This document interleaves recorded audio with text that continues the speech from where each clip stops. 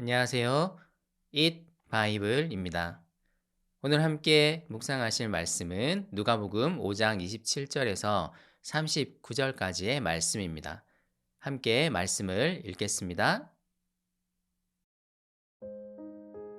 그 뒤에 예수께서 나가셔서 레위라는 세리가 세관에 앉아 있는 것을 보시고 그에게 말씀하셨다. 나를 따라오너라. 레위는 모든 것을 버려두고 일어나서 예수를 따라갔다.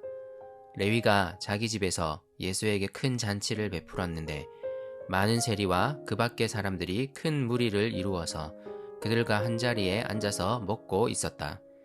바리새파 사람들과 그들의 율법 학자들이 예수의 제자들에게 불평하면서 말하였다. 어찌하여 당신들은 세리들과 죄인들과 어울려서 먹고 마시는 거요? 예수께서 그들에게 대답하셨다. 건강한 사람에게는 의사가 필요하지 않으나 병든 사람에게는 필요하다.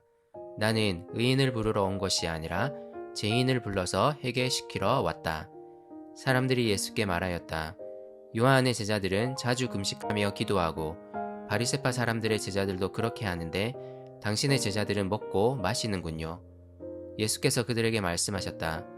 너희는 혼인잔치의 손님들을 신랑이 그들과 함께 있는 동안에 금식하게 할 수 있겠느냐? 그러나 신랑을 빼앗길 날이 올 터인데 그날에는 그들이 금식할 것이다. 예수께서는 그들에게 또 비유를 말씀하셨다. 새 옷에서 한 조각을 떼어내서 낡은 옷에다가 대고 깁는 사람은 없다. 그렇게 하면 그 새 옷은 찢어져서 못 쓰게 되고 또 새 옷에서 떼어낸 조각은 낡은 옷에 어울리지도 않을 것이다. 새 포도주를 낡은 가죽 부대에다가 넣는 사람은 없다. 그렇게 하면 새 포도주가 그 가죽 부대를 터뜨릴 것이며 그래서 포도주는 쏟아지고 가죽 부대는 못 쓰게 될 것이다. 새 포도주는 새 부대에 넣어야 한다. 묵은 포도주를 마시고 나서 새 포도주를 원하는 사람은 없다. 묵은 포도주를 마신 사람은 묵은 것이 좋다고 한다. 예수님이 하시는 일은 점점 더 사람들의 주목을 끌기 시작했습니다. 갈릴리 곳곳을 다니시며 복음을 선포하시고 병을 앓는 여러 사람들을 고치셨습니다. 사람들은 예수님이 행하시는 일에 놀랐고 예수님에 대한 기대는 점점 높아져 갔습니다. 하지만 예수님은 어떤 부류의 사람들에게는 환영받지 못했습니다. 어떤 사람들은 부정적인 의도로 예수님을 주목하기 시작했습니다. 오늘 이야기에서 예수님은 세리였던 레위를 부르십니다. 이 부르심에 대한 레위의 반응은 무척 적극적이었습니다. 그는 모든 것을 버려두고 예수님을 따라갑니다. 그리고 매우 기쁜 마음으로 자신의 집에서 잔치를 엽니다. 초청된 손님들의 대부분은 세리들이었습니다. 당연한 일이었을 것입니다. 당시 유대 종교 지도자들은 세리들을 부정한 인물로 여겼습니다. 그들이 이방 로마와 헤롯을 위해 동족들을 착취한다고 여겼기 때문입니다. 세리들을 향한 경멸과 증오의 감정도 컸습니다. 그러므로 마태가 연 잔치에 일반 유대인들은 당연히 참여할 마음이 없었을 것입니다. 이 잔치 장면은 유대인들이 보기에 기이합니다. 부정하다고 여겨진 세리들, 그들에게 동조하는 무리들이 모여 잔치를 벌입니다. 더 기이한 장면이 있습니다. 그 자리에 점점 사람들의 기대를 받고 있던 예수님이 어울려 계신 장면입니다. 이 장면은 바리새파 사람들과 율법 학자들을 놀라게 했습니다.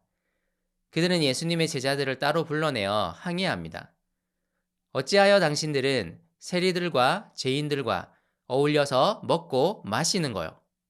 예수님께서 이들의 항의를 들으시고 대답하십니다. 자신들이 건강하다고 생각하는 사람에게는 의사가 필요 없지만 자신이 병들었다 여기는 사람에게는 의사가 필요하다. 그리고 이어서 말하십니다.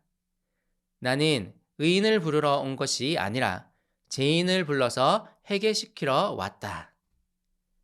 세리들을 향하여 죄인이라 규정짓는 바리새파 사람들을 향해 예수님은 복음의 본질을 말씀하십니다. 복음은 죄인들을 위한 것입니다.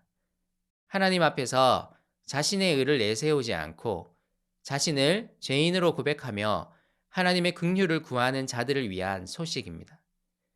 이제 그리스도가 오셔서 그들을 대신하여 죽으실 것이며 이로 인해 하나님의 화해와 용서가 주어질 것에 대한 기쁜 소식입니다. 사람들은 금식에 대해서도 질문합니다. 세례 요한의 제자들과 바리새파 사람들은 자주 금식하는데 예수님의 제자들은 왜 금식하지 않고 먹고 마시는지를 질문합니다. 유대계에서 금식은 애도와 기다림의 의식이었습니다. 이스라엘에 닥친 현재의 고난에 대한 회개와 애도의 의식이었고 속히 하나님의 온전한 통치가 이루어지기를 간구하는 기다림의 의식이었습니다. 예수님은 대답하십니다. 혼인잔치의 손님들을 신랑이 그들과 함께 있는 동안에 금식하게 할 수 있느냐? 예수님은 지금 선언하시는 것입니다. 혼인잔치에 이미 신랑이 왔다. 그러므로 지금은 금식할 때가 아니다. 예수님은 지금 자신을 통해 하나님의 나라가 임했음을 알리십니다. 유대인들이 그토록 기다리던 새 시대가 시작되었음을 알리십니다. 잠깐 신랑을 빼앗기고 금식해야 할 날이 있을 것이지만 길지 않을 것입니다. 메시아로 인한 새 시대가 이미 시작되었습니다. 그리고 예수님은 유대 종교 지도자들을 향해 말씀하십니다. 그들은 예수님이 함께 먹고 마시며 어울리는 세리들을 향해 죄인이라 규정하고 예수님의 제자들이 금식하지 않는다고 비난했습니다. 하지만 이들의 이런 율법주의는 낡은 질서입니다. 예수님은 이들의 질서를 따르지 않으실 것입니다. 새 옷 한 조각을 떼어 낡은 옷에 덧댈 수는 없습니다. 그러면 새 옷도 망가지고 떼어낸 새 옷 조각은 낡은 옷에 어울리지도 않을 것입니다. 새 포도주를 낡은 가죽 부대에 넣으면 활발하게 발효하고 있는 새 포도주가 낡은 부대를 터뜨릴 것입니다. 그러므로 새 포도주는 새 부대에 넣어야 합니다. 이 말씀을 통해 예수님은 바리새파 사람들의 율법주의에 대해 비판하십니다. 그리고 자신이 바리새파 사람들의 기대를 충족시킬 수 없음을 선언하십니다.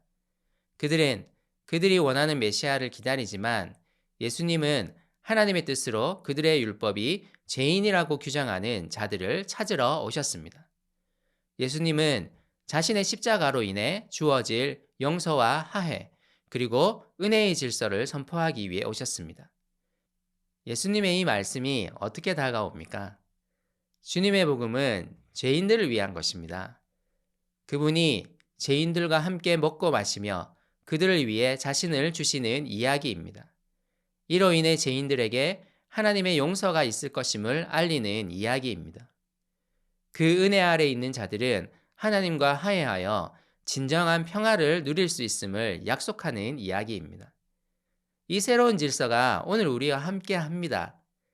우리의 삶도 이 은혜와 용서의 질서에 더 익숙해져야 하지 않을까요?